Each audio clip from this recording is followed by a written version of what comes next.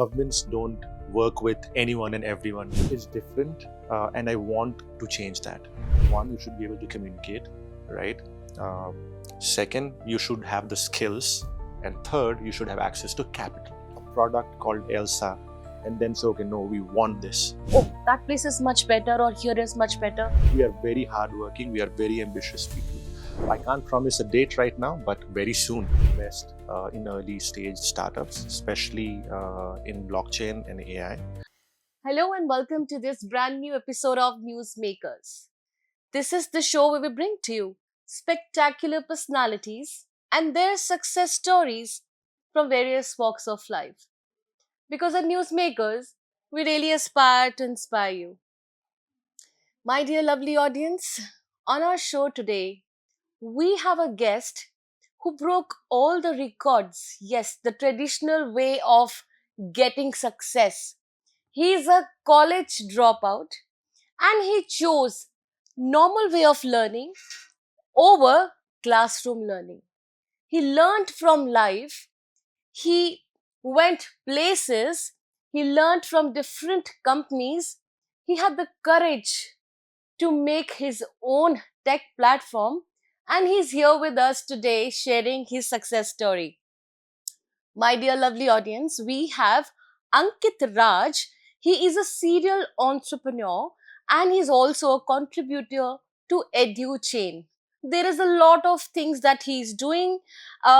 We get to learn from him how he managed to come to this way, and he is sharing his story today. So I'm very, very glad that I'm sharing the stage with Ankit Raj. A very warm welcome to you, Ankit. Yeah, glad I'm here. Backstage, I was hearing it out and too impressed. You went places, you've learned so much, you dropped college, and it's one of the amazing things because you learned from life. But I would want my listeners to understand how you managed to be here where you are today. Yeah, it was a long journey, but an amazing one, right? So I am from Bihar. I grew up in a lower middle class family, and I, like every middle class person, I wanted to make it big in my life. I was good in studies, so I decided to aim to get into IITs and study computer science from there. So I went to Kota when I was 15 years old, and I couldn't make it. I tried twice, and I couldn't make it. And then I had one attempt left to get into NITs. I tried that as well, but couldn't get in. And then eventually, I ended up lying to my parents and friends that I'm going through college, like I'm taking admission in college in Bangalore, and instead I went to Bangalore and started looking for jobs and doing freelancing, right? Okay. Which was very tough. It took almost 6 months for me to find a job in Bangalore, and that too in a call center. But from there on, doing freelancing on Upwork or Fiverr, I met really good founders in the startup ecosystem in Bangalore. And from there on, my life changed. Wow. So you had a series of lying and of course learning and unlearning, and that you're here. And I'm sure the audience, there is so much that you're going to learn from this interview. So stay hooked. Now, when we talk about, there is a particular thing that you're doing, which is EduChain. What is it all about? I mean, is it a platform? Is it some kind of a software? For the audience, we would like to understand what is EduChain all about. Yeah, so EduChain is a tech platform where uh, it's built for education, Mhm. and you can uh, digitize your records. By records, it can be degrees, credentials, anything, and it's tamper proof and extremely reliable. All right. No, it's a very important question here is that it's a very reliable platform. You also join hands with Madhya Pradesh government, and that you managed to have this edu platform like you're just saying. Tell me, how did you manage that and how secure is the system? Yeah, so the system is very secure. I will go into a bit more detail about it in some time. So, about the Madhya Pradesh government partnership, we have been working with the government for close to a year now Okay. to make sure that we fulfill the parameters of Mm-hmm. security, trust, and delivery that a government needs, right? So governments don't work with anyone and everyone, right? They need to be very sure about who they are working with, right? Absolutely. And to win Absolutely. that trust, it takes time, and obviously it takes your own track record as a platform, right? So we proved all of that parameters, that we are secure, we are transparent, and we are safe, uh, because the technology is built is based on blockchain, right? Uh, which basically means that it's extremely difficult to hack, extremely difficult to tamper, and by by design, blockchains are not supposed are cannot be tampered with. Okay, so yeah, so basically we as a company, you know, excel in digitizing and proofing the education records, which cannot be spoofed later. All right. When you say that you partnered with Madhya Pradesh government, why not any other city? Why not Delhi? Why you chose to be there? I mean, what is it that you could gain their confidence? Good question. So basically, we were trying to get partnership with other governments as well, but Madhya Pradesh government and the universities there move very fast in terms of like digitizing the records. So and due to that, I think Madhya Pradesh will be one of the very first states, not just in India, around the world, who are adopting this kind of blockchain based technology. And it's only because they wanted to solve their own problems of managing so much data of students degrees from last 40, 50 years, right? uh, and we were there to solve their problem. So here, when you say that this is the data, I mean, it is all here into the system now. Now, universities are going to benefit this from this particular thing. Can you tell us, because it's just not Madhya Pradesh, there are a lot of people from across the world and of course across India who are watching, and of course they would want to have this system because this data is very important. So how universities are going to gain from it, the other So universities? yeah, so for universities, the biggest gain would be that they can digitize their degrees, all the degrees, and it also reduces their admin process. I'll give an example, right? So right now, uh, if you graduate from a college Mm-hmm. and get a degree, when you go to your first employer, when you get a job, Right. the employer is going to verify that it is correct or not, Correct. right? And Right. the current process is very manual, right? Offline, basically, like Right. Right. somebody goes to the admin office, checks it out in paper files and some digital Excel or whatever, where the data is maintained, Mm-hmm. right? And it creates a lot of friction, right? It Mm-hmm. can take uh, months to Mm-hmm. do it, right? What we are doing is basically digitizing all of that. And with this, the verification of your degree from the university can happen in a minute instead of days or months. And like you just said, and I also see a lot of students who are traveling abroad. Now this comes as a major hassle for them while they're traveling and they have to get their degrees. This comes a difficult task for them to get their degrees, from the system. Now you're making their life very easy, and I would want to know, when are you coming down to Delhi and of course to these states, because we know the system is bleeding here and we would want such a system enabled in the city like Delhi. We are already speaking to some governments and big universities to bring our technology to them. And I can't promise a date right now, but very soon it will be. So, my mission for EDU Chain is to make it a nationwide standard where every university, every college, every educational institution uses it to digitize their credentials. Wonderful. So here is a good news, everyone. We are also looking up to having this edu chain here in Delhi, and of course across, because Ankit is working very hard over it. We know that you've been traveling across the world. Just got to know that you're back from Vietnam. You're also settled, and your company is working there as well, and of course US and all the places. You've been to Asia Pacific, and also you're there in UAE. How does this manage? So there is a lot of cultural difference when you come back to your roots here in India. What are the changes that you see and you feel, oh, that place is much better or here is much better? What is your say? One thing that I like the most about India is, of course, the ambition and the drive that people have here, right? So I've been to, like, I live in UAE. It's full of Indians Mm-hmm. because we have the ambition to do good things. I go to US, so many Indians there, Mm-hmm. because we are very hardworking. We are very ambitious people.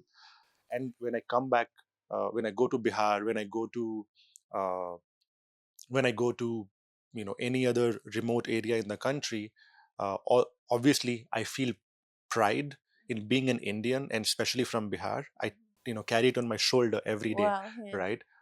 I go there, I see that there is so much potential in people, which I get excited about. On the other hand, the thing that I get a little concerned is the kind of opportunities that are not reaching these people, right? So, if, for example, if you're in Delhi versus you are living in a small town in Bihar, you are able to get 100 times more opportunities as compared to people living in remote areas, right? So I think that is one thing that is different, and I want to change that. So you're working on it that you change the systems here and people get to reach where they should, right? Here in India. Yeah, of course, like that is the big mission here. That's wonderful. Now, Ankit, we also know that you are also having a company called Not Alone. Now, this is a very different name.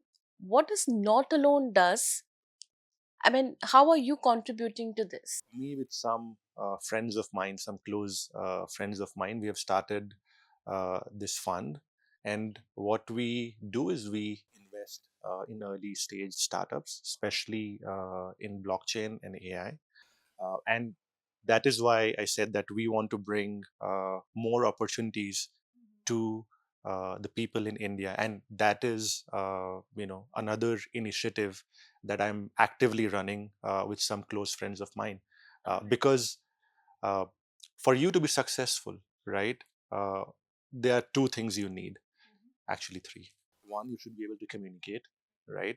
Uh, Second, you should have the skills, and third, you should have access to capital, right? And I have my hands full in offering things in all three areas, and that's how I'm going to bring more opportunities to people here. Superb. So here is a good news. Like we just got to know the three very important things to be successful. We've just been told, and of course, he says that his hands are full and he's ready to help. So all those willing to be entrepreneurs who are starting their startups, we have a person called Ankit who is going to be hand holding and of course going you places, taking you places to let your dreams be true. Now, moving further, Ankit, I would want to know that at a very early stage, there are some common mistakes like founders are doing here, and you must have noticed, like you're also helping them through. Now, what are those mistakes? And I mean, what is your message to them that, of course, they shouldn't be doing it when they're in the early stage of founding their companies and starting their startups? One big thing that I've seen in early stage entrepreneurs is they care too much about their equity in the company. Meaning equity, meaning like the percentage of ownership they hold in the company, right? And they get very emotional about it when they are so when you are looking for outside investment, right? uh, you should not be optimizing just for your percentage in the company. I mean, of course, you should not be giving all the company away, but you should be mindful that like 100% owning 100% equity in the company and like no money in the bank is the worst thing that can like is the worst, right? Versus you can still have 50% of the company under your name but having like 10 million or 20 million in the bank, right? That gives you wings to do things that you want, right? So that's one big advice that I would want to give to entrepreneurs, to not be too clingy to their equity when it comes to running a business. And the second advice would be to not to be married to their idea. So as a startup, you start with one idea that you have, but it might end up happening that you build something else on a different idea or a different problem that you figure out. So I see a lot of people being very fanatic about their ideas, very it's close to their heart. I mean, it can Very be, fixated yeah, but towards that. don't get married to it, right? If you see an opportunity which is in a different idea than yours, just seize it, right? I mean, I have just one line that I keep dropping everywhere is "मौके पे चौका मारो यार." Wonderful. Okay, so you get to have more opportunities. Go, grab it. Don't be fixated on one thing. Yep. So we've got great advices here. So Ankit, we really know that you are a person who believes in community-led growth. Right. Now, what is that like a strong community directly impacts? How does it impact the whole business or the system? Yeah, I think we as humans are very social and community driven people, right? We all have our own friend circle, our small close knit community that we all need, right? So community led growth, especially in nowadays, is very important because while you are hanging out with your people, while you are hanging out with people that you love, if you can, do some business, exchange ideas, learn from each other, I think that's where the real value of community lies, right? And kind of you can see all the big movements, big movements in humanity have started and kind of made successful by communities, right? So when a lot of people come together for an idea or a belief, and then say, okay, no, we want this, right? And it has to happen, and it happens, right? So that's the beauty of community-led growth. So you really believe in the thing called community-led growth, and that's the message that you're spreading here. Now, a lot of young professionals who are watching you, uh, for everyone here who's listened to your journey, like how you started, you were a college dropout, but then of course you tried your best. But now, where are you right now? It's a life experience. Life has given you a lot of experiences. As young professionals watching you, for sure, they of course see people like you who have gone places, grown to places, and of course, in a way, you become a mentor to them. Now, what is your advice to those who are just starting their journey? Like, they're studying still and they aspire to become big in their life. What is that one thing that you would like to tell them as a successful person? Yeah. One thing that has been very critical for me and my success is to unlearn and learn things, right? What I mean by that is when you grow up, and let's say you are in a small town or in a city, you learn a lot of things Right. about society, about interacting with people, about life in general, right? But when you move cities, or let's say 5 years later, 10 years later, you are let's say in a different city, in a different country, you get to learn a lot of counterintuitive things compared to what you had learned before, right? So you need to have that capability to be like a sponge, absorb stuff, process it, and unlearn things that will not help you in the long run, Right. right? uh, like I coming from Bihar, I was a different person if you had met me like 20 years ago, right? But now when I go out in the world, meet people like you and other people across the globe, I am always looking for things I can improve, right? You don't want to be, you should always be uh, like a carpenter's vase, which is kind of getting shaped all the time. And if you stay like that, you will do great. for a great advice that we got and a lot of young people who are watching us. You need to learn to unlearn. Things which aren't serving you, please unlearn them and learn, because life has so much to teach. Somebody who's dropped out from college, he went places, he worked with who's and who of the industry, and he's here building his own empire. There are how many people who are working with you, Ankit? Yeah. So right now we have close to, you know, 50 plus people working on the initiative. Superb. And which is that platform which is very much closer to you, because you've got Not Alone. You also had um the Dukan Shal. Dukan Shala, Yeah. and of course now it's EduChain. Which is most the project which is most closest to your heart? Closest to my heart would be, I mean, Dukan Shala was my own startup, which I exited. But I think the most closest to my heart would be a product called Elsa, which was an English learning app, Oh wow. AI based English learning app, which is very close to me. And the reason for that is, if I have to attribute my success to one single thing, it would be English, right? Wow. Because I could speak English, because I could communicate with people in English, I am able to be here right now. If I had not known how to speak English, I wouldn't be here, right? So because Elsa helps you improve the English, uh, using AI in a very easy manner, that's extremely close to my heart. I'll tell you a small story, right? When I was a kid, I might be 10 years old, right? And my parents wanted me, like, I was obviously, studying in a English school in Bihar, and they wanted me to focus on English. I was like, yeah, why? Right? I didn't get the point then. But anyways, I did it. I focused. I used to study, like not study, read English newspapers like Times of India, Telegraph every day. I used to have like an English tuition that I go to every day. I mean, I was able to learn. I was studying novels, right? But I was like, I'm studying, I'm learning English, right? I know the words, I know the meaning, but who do I speak it to, right? Like, how do I put in practice, right? What's the point of learning this and not putting in practice?